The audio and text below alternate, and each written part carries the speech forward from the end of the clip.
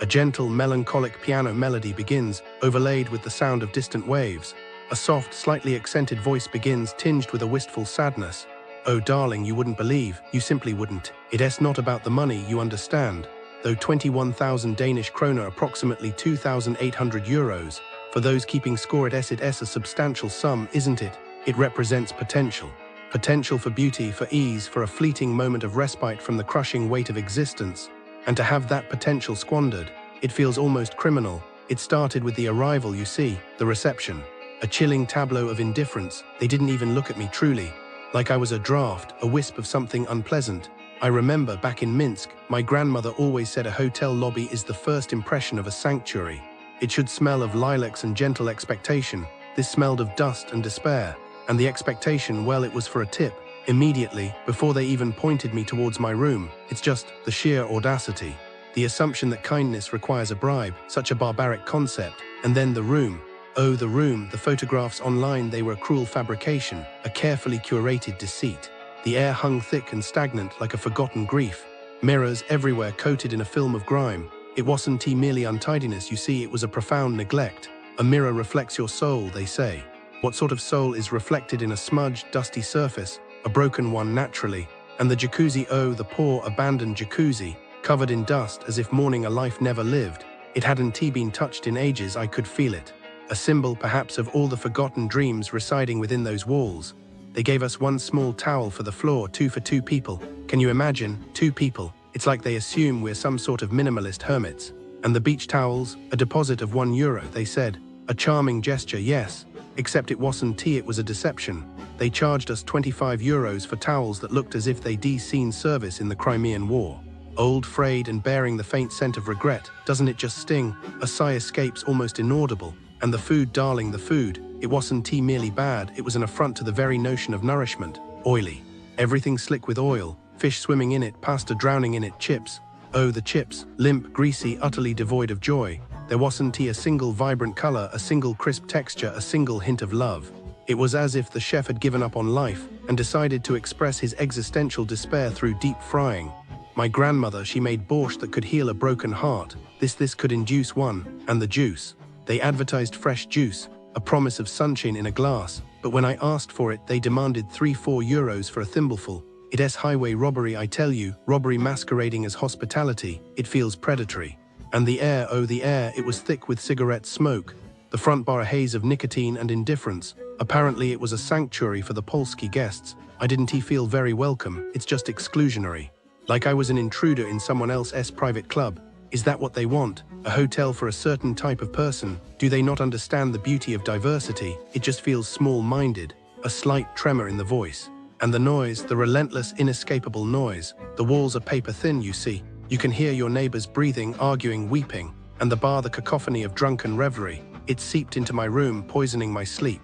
I tried to ask for a quieter room, but the staff, they didn't speak English. Or perhaps they... The reality of businesses near Blue Star Hotel Alanya, the area around Blue Star Hotel Alanya, is disappointing. Not the kind of disappointing where you shrug and move on, more like the kind where you wonder if every business here operates on the same playbook of mediocrity. Shops, restaurants, nightclubs, they all share a common theme: over-promising and under-delivering, sometimes bordering on outright scams. Let's start with the shopping experience. Stores near Blue Star Hotel Alanya seem to treat tourists as walking ATMs. Alanyam Shopping Mall is a prime example. What should be a fun retail experience turns into a lesson in financial caution. Visitors report price gouging, with sales staff sneaking extra charges onto bills, refusing receipts and only backtracking when confronted. The quality. One traveller bought slippers that disintegrated mid-walk, while another described the mall as having a USSR shopping centre vibe, outdated, overpriced, with a side of zero English spoken. If you must shop here, count your change twice.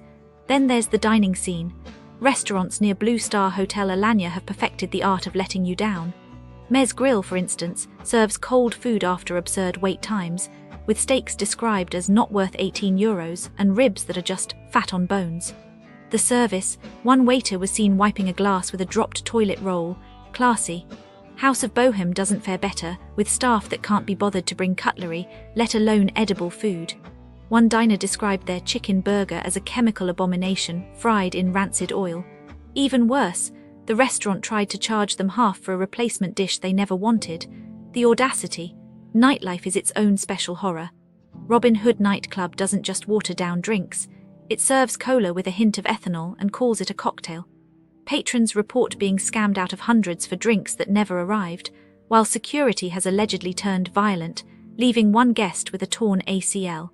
The bathrooms, described as not cleaned for weeks. This isn't a nightclub, it's a trap. And let's not forget the relaxation scams. Osmanli Hamami offers massages that last 20 minutes instead of an hour in rooms described as dirty and airless. Foreigners report being quoted triple the local price, because nothing says welcome like blatant discrimination. So what's the takeaway? Businesses near Blue Star Hotel Alanya operate on a simple formula: charge tourists heavily, deliver poorly, and hope they won't complain. Some are neglectful, others are predatory. Few care if you leave satisfied. If you're staying here, keep your guard up. Verify prices before ordering. Check receipts, avoid pushy staff.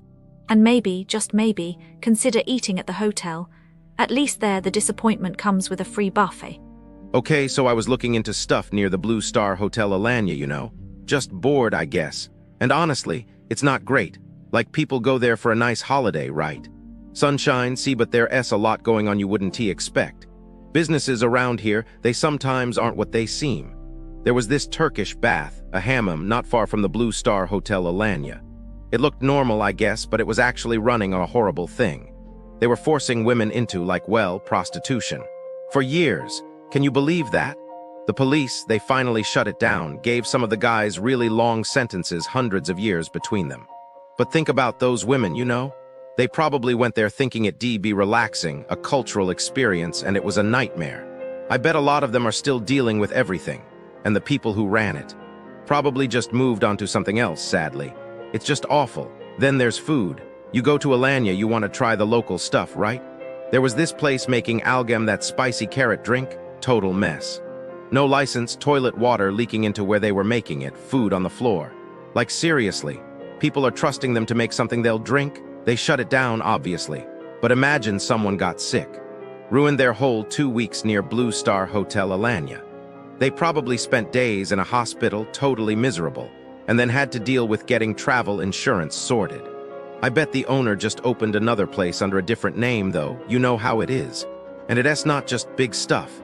Even getting a DRM, a wrap, can be risky. One guy was washing his equipment in the courtyard of a mosque. A mosque so disrespectful and incredibly unhygienic. They fined him, of course. But how many tourists ate from there before, probably got a bad stomach, spent their day running to the toilet. They would be questioning their life choices the whole time. The vendor probably just grumbled about the fine and kept going, honestly. Honestly, the worst thing is how many businesses aren't even legitimate. Over 6,000 in Alanya operating without a license. 6,000. Near the Blue Star Hotel Alanya, you could walk into a shop and have absolutely no idea if it's following any rules. What if you buy something that's fake? Or unsafe? You've got no one to complain to. A lot of tourists probably just accept it and leave a bad review, but it's not really fair, is it? And then there are the scammers pretending to be from the Alanya municipality. Asking for donations, like who falls for that? But people do, you know? They're polite, they think they're helping. They probably felt so silly afterwards, realizing they'd been tricked. And the scammers. They were probably laughing all the way to the bank, finding another tourist to target. Honestly, it's just depressing. There's even stories of people selling mussels from a bus, which is just so unhygienic, and